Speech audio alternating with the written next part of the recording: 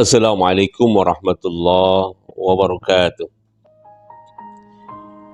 Alhamdulillahilladzi arsala rasulahu bil huda wa dinil haqq liyuzhirahu 'alad dini kullih wa kafa billahi shahida. Asyhadu an la ilaha illallah wa la syarika lah wa asyhadu anna Muhammadan abduhu wa rasuluhu la nabiyya ba'dah.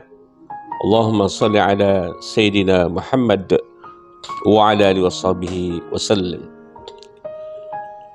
Para pemirsa dan pencinta Penjeni Kolbu Channel dimanapun Anda berada, melalui ruang kerja Camat Muara Gembong, saya Dr. Haji Sukarmawan MPD selaku Camat di wilayah Kecamatan Muara Gembong kembali menyapa para pemirsa dan pencinta Penjeni Kolbu Channel dan ingin mengajak pada seluruh pemirsa Penjeni Kolbu Channel untuk senantiasa bermuhasabah diri, melakukan introspeksi diri, melakukan perenungan atau kontemplasi terkait sejauh mana kecintaan kita kepada sosok Nabi Allah Nabi Muhammad sallallahu alaihi wasallam, sosok manusia yang Allah saja memujinya dengan kata-kata pujian khulqin ajib, sosok hamba yang memiliki akhlak yang sangat terpuji. Para pemirsa dan pencinta Penjeni Kolbu Channel rahimakumullah, sengaja saya mengangkat tema terkait dengan sosok Rasulullah sallallahu alaihi wasallam dan mengajak seluruh pemirsa untuk bermuhasabah diri, karena baru beberapa hari kita peringati momentum Maulid Nabi Muhammad sallallahu alaihi wasallam, dan bahkan pada pagi hari ini di kantor Kecamatan Muara Gembong pada 2 Oktober tahun 2023, insyaallah bentar lagi kami akan mulai acara peringatan Maulid Nabi Muhammad sallallahu alaihi wasallam. Satu hal yang tentunya harus menjadi bahan renungan bagi kita, bahan kajian, muhasabah, introspeksi diri. Sudah berapa puluh kali atau bahkan ratus kali kita senantiasa memperingati momentum hari besar Islam yang berkorelasi dengan sosok Rasulullah sallallahu alaihi wasallam, baik momentum Maulid Nabi Muhammad sallallahu alaihi wasallam, peringatan Isra Mi'rajnya, dan peringatan hari besar Islam lainnya yang seringkali kita ikuti. Dan jadi satu pertanyaan, apakah peringatan demi peringatan, sekali-kali kita mengikuti peringatan Maulid Nabi Muhammad SAW, ada dampak positif, ada efek atau pengaruh yang signifikan bagi diri kita, khususnya kalbu kita, menjadi kalbun salim, keimanan dan takwaan kita mengalami peningkatan, dan diri kita berupaya menapaktilasi atau mengikuti sunnah Rasulullah SAW. Ataukah sebaliknya, tidak ada perubahan dalam diri kita, tidak ada upaya dalam diri kita untuk beruswah kepada sosok Rasulullah SAW. Oleh karena itu, sebagaimana pada konten sebelumnya yang disampaikan oleh guru kita Al-Karam Ustadz Us Mauluddin atau Kang Guru, untuk menumbuhkan cinta kita kepada Rasulullah SAW, minimal 3 hal yang harus kita lakukan, yaitu suratul Rasul. Sejauh mana pemahaman kita pada kriteria karakteristik kenabian yang ada pada sosok Rasulullah SAW, dan bagaimana penampilan atau performa dari Rasulullah SAW. Yang kedua, untuk tumbuh cinta kita diharapkan untuk mengkaji sirah nabawiyah, siratul Rasul, perjalanan hidup Rasulullah SAW dari masa beliau masa kandungan ibunda beliau sampai beliau dilahirkan, dan masa kecil, masa remaja, masa dewasa, sampai Allah mengangkat beliau sebagai Nabi dan Rasul, diberikan amanah, turunkan wahyu kepadanya. Rasulullah masa berdakwah dengan berbagai ujian yang ada sampai wafatnya Rasulullah SAW. Dan ini bagian penting sirah nabawiyah, siratul Rasul, mempelajari, mengkaji, memahami perjalanan kehidupan Rasulullah SAW agar tumbuh cinta kita pada Rasulullah SAW. Dan tidak kalah penting adalah siratul Rasul, sejauh mana pemahaman kita terkait dengan suasana kebatinan dari Rasulullah SAW yang banyak dituangkan oleh Allah Subhanahu Wa Taala di dalam Al-Quran. Karena itu perbanyaklah interaksi kita kepada Al-Quran. Dan jangan sampai sebagaimana Rasulullah SAW menyatakan sebagai curhat Rasulullah SAW yang diabadikan oleh Allah dalam Al-Quran. Ya Rabb, inna qawmu tahazu hadzal Qur'ana mahjura. Ya Allah, sungguhnya kaumku menerima turunnya Al-Quran dengan cuek-cuek saja. Mahjura, seakan-akan tidak memperdulikan terkait dengan turunnya wahyu Allah melalui ayat-ayat yang termaktub dalam kitab suci Al-Quran. Para pemirsa dan pencinta Qalbu channel rahimakumullah, kembali kalau bicara sosok Rasulullah SAW, bagi diri al-fakir senantiasa berupaya memaksimalkan usaha untuk mengikuti atau menapaktilasi sunnah-sunnah Rasulullah SAW, baik perilaku, bagaimana beliau cara berbicara yang senantiasa memperhatikan etika, kehalusan budi bahasa, qaulan layyina, kelembutan dalam berkata, ketika harus tegas, qaulan sadida, tegas terukur, qaulan karima, mengandung karamah, kemuliaan. Ini merupakan ciri khas Rasulullah SAW. Jadi karakteristik beliau ketika beliau berbahasa, verbal, berkata, mengucapkan kalimat demi kalimat, diperhatikan betul kelembutan bahasa, selain ketegasan dan juga nilai dari kata-kata yang meluncur dari lisan beliau. Oleh karena itulah para pemirsa dan pencinta Jadi Qalbu channel rahimakumullah, Al-Fakir mengajak, marilah senantiasa kita berupaya menapaktilasi perjalanan kehidupan Rasulullah dan mengikuti sunnah-sunnah Rasulullah Sallallahu Alaihi Wasallam.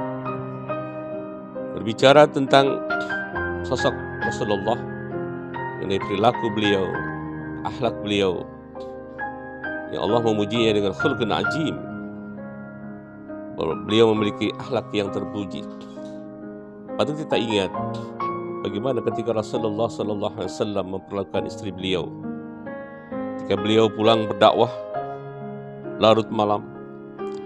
Beliau sengaja tidak mengetuk pintu rumahnya untuk membangunkan istri beliau, Ibunda Siti Aisyah, karena beliau tidak mau mengganggu lelapnya tidur istri beliau, Siti Aisyah. Maka beliau tidur di luar, hanya beralaskan tikar yang terbuat dari pelapa daun kurma, sehingga ketika masuk dekat waktu subuh, beliau terbangun untuk melaksanakan salat subuh. Kebetulan Abu Bakar As-Siddiq melewati rumah beliau. ketika melihat Rasulullah tertidur di luar rumahnya dan melihat pada punggung Rasulullah SAW membekas pelepah kurma di punggungnya, karena hanya beralasan tikar yang cukup kasar yang dari pelepah daun kurma tersebut. Amarah Abu Bakar As-Siddiq melihat sosok hamba yang Allah memuliakan sampai tertidur di luar, dan amarahnya ini sasarannya kepada istri Rasulullah SAW yang merupakan putri Abu Bakar As-Siddiq. Ketika kemarahannya memuncak dan ingin mohon izin kepada Rasulullah untuk mengetuk pintu dan membangunkan Siti Aisyah, merupakan putri dari Abu Bakar As-Siddiq, dan meluapkan kemarahannya, Rasulullah menahannya. Wahai ayahanda Abu Bakar As-Siddiq, jangan engkau marahi Siti Aisyah. Sengaja saya pulang sudah larut malam dan tidak membangunkan beliau, karena saya tidak mau mengganggu nyenyaknya tidur beliau di tengah malam. Karena itu bukan kesalahan putrimu, wahai ayahanda Abu Bakar As-Siddiq, tapi ini merupakan sengajaan diri saya tidak mau mengganggu tidurnya. Itulah Abu Bakar As-Siddiq semakin ta'zim, semakin tinggi rasa hormatnya kepada Rasulullah sallallahu alaihi wasallam, seorang hamba yang Allah saja memujinya dengan khuluqul ajib. Para pemirsa dan pecinta penjadi Qalbu Channel rahimakumullah, masih ingat kita ada satu peristiwa di mana ketika Rasulullah sallallahu alaihi wasallam dicegat oleh seorang Yahudi, dan Rasulullah SAW ditegur oleh sang pengusaha Yahudi ini yang mengatakan, wahai putra Abdullah, turunan Bani Hashim, segeralah bayar hutangmu. Hingga saat ini kamu belum bayar hutangmu. Pernyataan dari seorang Yahudi inilah yang memancing kemarahan sahabat yang betul berjalan bersama Rasulullah Sallallahu Alaihi Wasallam, ingin menyabut pedangnya dan menebas kepada seorang Yahudi yang menegur secara kasar kepada Rasulullah SAW. Apa kata Rasulullah? Sabarlah, wahai sahabat. Yang harus engkau lakukan, ingatkan aku agar aku segera membayarkan hutangku,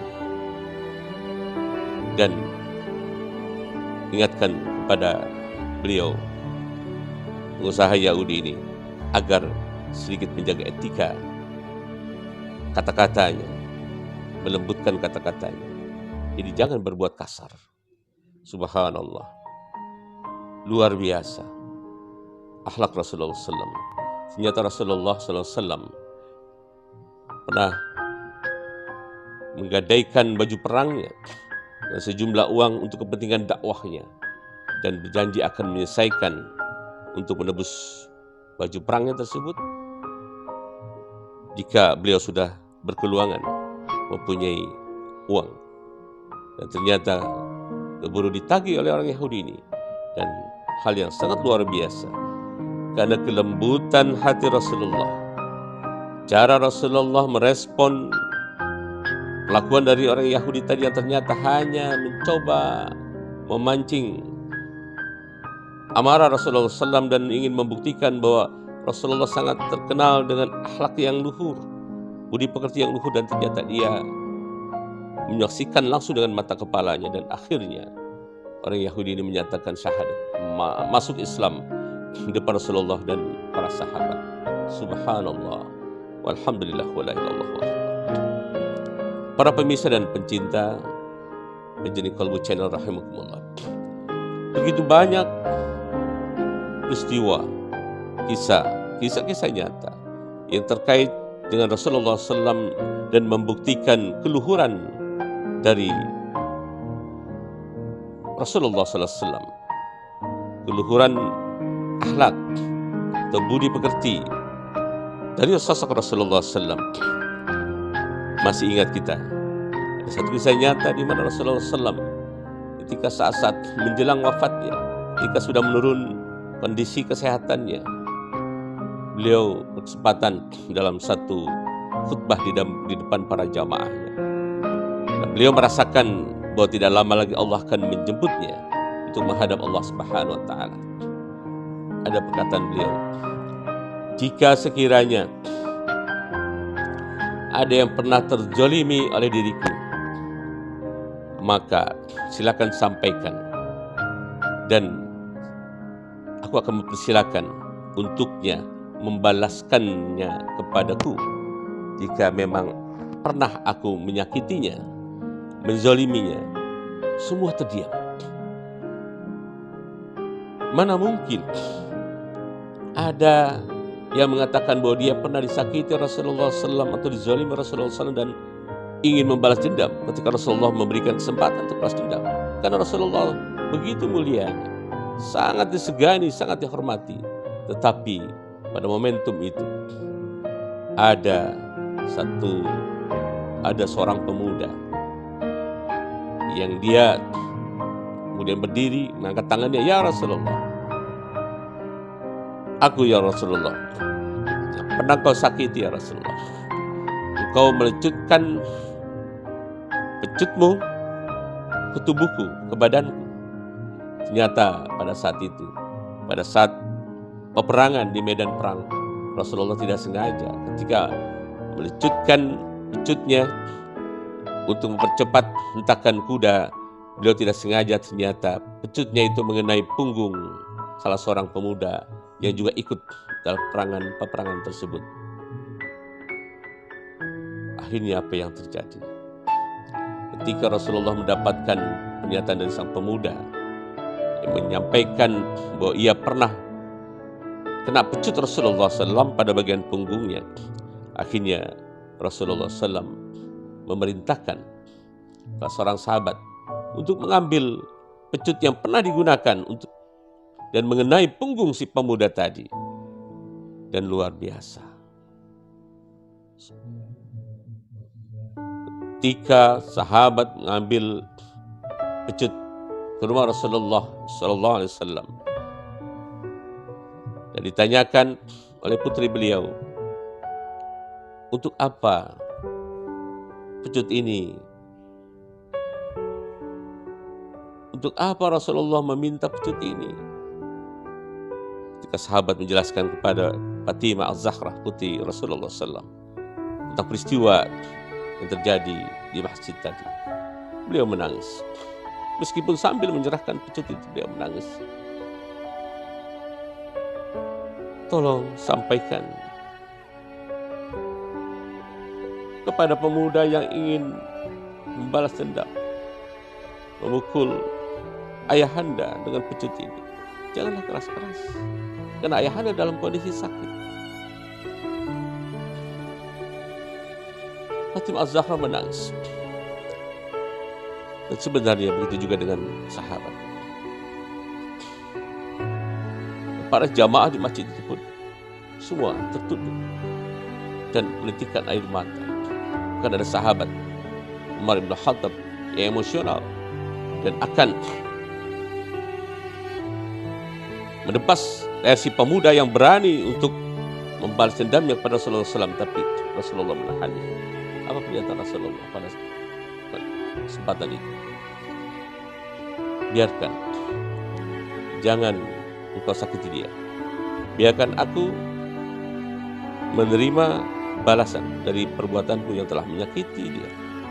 Kalau engkau menghalangiku, apakah engkau akan bisa untuk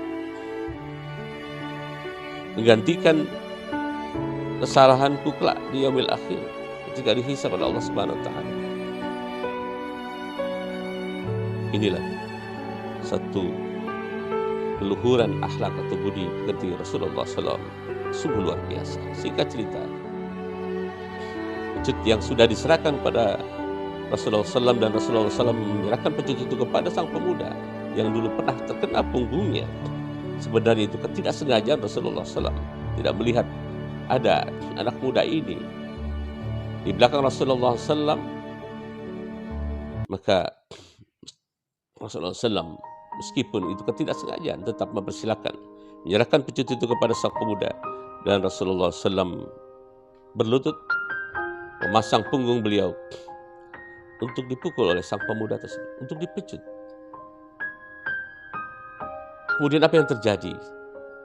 Sang pemuda berkata, "Ya Rasulullah, pada saat pecutmu mengenai punggungku, pada saat itu aku tidak mengenakan baju ya Rasulullah. Maka dari itu ya Rasulullah, hendaknya engkau pun dalam kondisi yang sama seperti pecut ini mengenai punggungku ya Rasulullah." Semua terbelah, terpancing emosi para sahabat. Karena mana mungkin sosok manusia yang Allah muliakan harus melepas jubahnya, memperlihatkan bagian punggungnya di depan jamaah yang begitu banyak untuk dipukul, dipecut oleh sang pemuda tadi. Siapa yang tega menyaksikan hal ini? Ketika ada reaksi negatif dari para sahabat, menunjukkan kemarahan kepada sang pemuda tersebut, Rasulullah mengatakan, "Jangan engkau bereaksi. Biarkan aku menghadapi ini semua. Aku harus mengikuti apa yang dia minta, agar nanti di yaumul akhir kelak ringan bagiku, ringan hisab bagiku." Maka semuanya terkaget ketika Rasulullah pelan-pelan melepas bagian jubahnya. Tapi apa yang terjadi, para pemirsa dan pendengar Qalbu Channel, baru saja beliau melepaskan gamis sehingga terlihat punggung beliau yang begitu putih bersih, seakan ada cahaya menyinari dari bagian punggung beliau karena kemuliaan dari beliau. Dan sang pemuda yang sudah memegang pecut tadi, ternyata dia melepas pecutnya dan dia memeluk Rasulullah SAW dan mencium punggung Rasulullah SAW. Dan dia berkata, "Ya Rasulullah, mana mungkin aku tega menyakitimu ya Rasulullah. Tidak mungkin. Aku hanya ingin mencium punggungmu, sosok manusia yang Allah memuliakan. Allah saja memuliakan.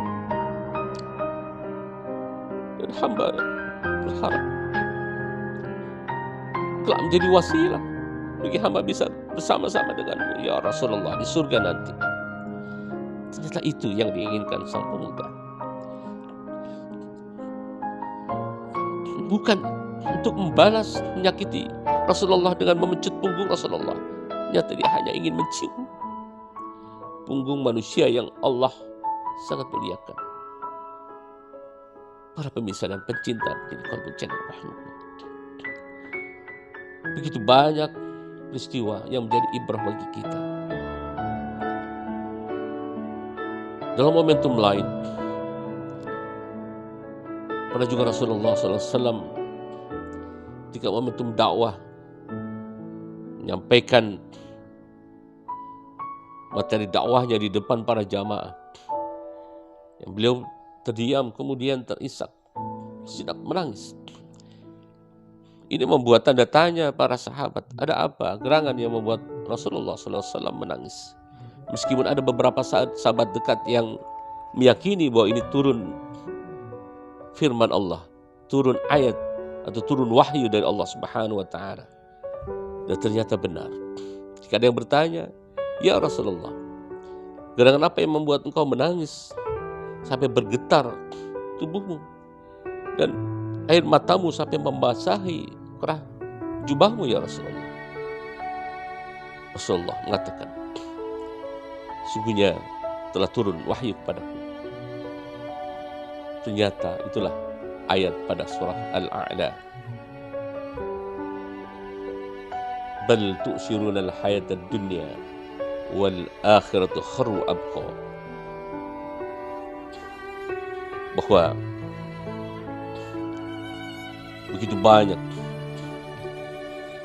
manusia di muka bumi ini yang terberdaya dengan gemerlap, kemewahan, keduniaan, dengan kenikmatan dunia. Padahal Allah katakan yang terbaik itulah bekal di akhirat, bekal pahala yang kelak, itu bekal hamba Allah di akhirat nanti pada yaumul hisab. Maka Rasulullah SAW ketika menerima wahyu ini, beliau berkata di depan jamaah, sayati zamanun ala ummati yuhibbuna al-khamsan wa yansuna al-khamsan. Sesungguhnya nanti akan datang satu zaman di mana umatku sangat mencintai 5 hal dan dia melupakan 5 hal. Dan ini pernah Al-Fakir sampaikan pada materi terdahulu melalui penjeli Kolbu Channel. Tapi tidak mengurangi tentunya kualitas dari materi yang ingin Al-Fakir sampaikan pada saat ini. Dan insyaAllah akan kembali mempertajam atau mengingatkan kembali, mengupgrade kembali, sehingga bisa menumbuhkan kembali rasa kecintaan kepada Rasulullah SAW dan kesadaran kita terhadap gemerlap keduniaan, ujian keduniaan, dan menghindari kita dari sifat hedonisme. Ternyata Rasulullah SAW ini yang mengatakan bahwa akan datang satu zaman di mana pada zaman itu umatku sangat cinta pada 5 hal dan melupakan 5 hal, dan boleh jadi itu terjadi pada masa zaman di mana kita hidup pada saat ini. Rasulullah melanjutkan ketika ada penasaran seorang jamaah, ya Rasulullah, apa yang kau maksudkan itu ya Rasulullah? Bahwa nanti umatmu akan cinta pada 5 hal dan lupa pada cinta dan melupakan 5 hal. Rasulullah melanjutkan, yuhibbuna ad-dunya wa yansawna al-akhirah. Umatku nanti akan sangat cinta kepada dunia dan melupakan akhirah. Lalu apa ya Rasulullah? Pertanyaan penuh penasaran dari sahabat. Yuhibbunal mal wa yansawna al-hisab. Umatku nanti sangat mencintai harta kekayaan, harta benda, mal, tetapi lupa kepada hisab, timbangan nanti di akhirat kelak, di yaumil hisab. Kemudian apa ya Rasulullah? Rasulullah melanjutkan, yuhibbunal khalqan wa yansunal khaliqan. Nanti umatku akan sangat cinta kepada makhluk, tapi lupa kepada pencipta makhluk, yaitu Allah Subhanahu wa ta'ala. Lalu apa ya Rasulullah? Pertanyaan kembali dari sahabat yang penuh penasaran. Yuhibbunal junubah wa yansawna taubah. Nanti umatku sangat senang berbuat maksiatan, berbuat dosa, tetapi dia merupakan taubat. Lalu apa yang terakhir ya Rasulullah? Dan yang terakhir, Rasulullah mengatakan menutup dari rangkaian hadis ini, wa yuhibbunal usyrah wa yansawna al-fakhra. Umatku nanti sangat senang dengan kemewahan tempat tinggalnya, kemegahan rumahnya, dan dia melupakan tempat terakhirnya nanti, yaitu kuburan atau makam. Para pemirsa dan pencinta penyidik Kolbu Channel rahimahullah, tentunya masih begitu banyak peristiwa yang dapat memberikan inspirasi, motivasi bagi kita untuk menapaktilasi sosok Rasulullah SAW. Tetapi dengan keterbatasan waktu, maka Al-Fakir sudahi sampai pembahasan kali ini, dan insyaallah kita akan lanjutkan pada kajian mendatang. Dan akhirnya Al-Fakir mohon maaf atas segala kehilafan dan kesalahan. Wallahul muwaffiq ila aqwamit thoriq. Wassalamualaikum warahmatullahi wabarakatuh.